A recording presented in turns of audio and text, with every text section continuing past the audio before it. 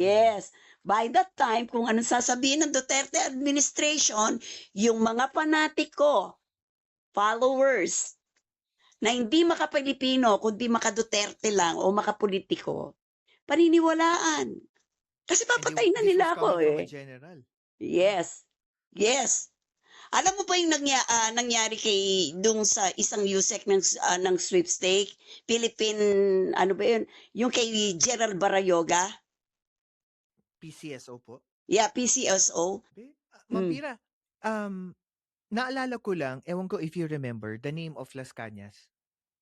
'Di ba ano rin sila, parang ganito rin yung nangyari na merong high-ranking officer ng pulis na nagsalita tapos ginigit ng mga Duterte hanggang to the point na nagtatago na 'tong mga witness na 'to kasi parang hinahabol nga sila. I think ano, I think may connection ito sa dati pa talaga pong issue magmula nung mayor si dating Pangulong Duterte, which is the Davao Death Squad. Ganun ang sistema sa Ah, Davao. Ma'am Pira, if you have a little knowledge ano, paano po or how do you think the Davao Death Squad was transferred from a local implementation to a national implementation when Duterte was the president? Kasi ginawa ni Duterte yon, naging formula niya yon sa Davao para to control the entire Davao, para katakutan siya.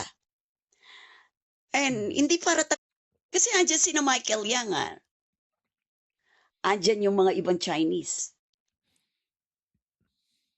Which is, merong intelligence report na they are connected in drugs. And saan ba nagagaling ang droga, di ba sa China?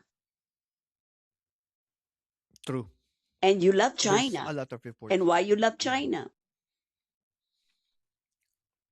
At bakit ka nagkaroon ng advisor na Chinese national, which is bawal? Michael Yang,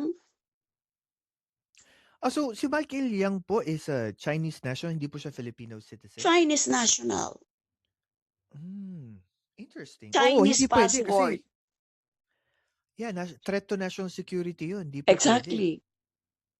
And in Wow. fact, Michael Yang and Duterte, late 80s pa sila magkasama. They are friends. So lumalagay na may connection na po pala even before pa. Yes. Wow.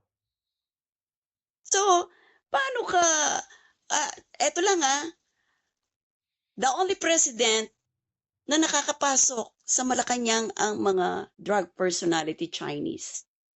Minamanman ko yun while I'm BACC. Kaya nga nila kailangan sirain na ako, gawan na ako ng kwento kasi masyado na akong, isipin mo kung talagang nanloko ako ng tao na 1.2 kuno na ginamit nila panira sa akin, bakit hindi ako idinimanda? Asa ng ebidensya? Mhm.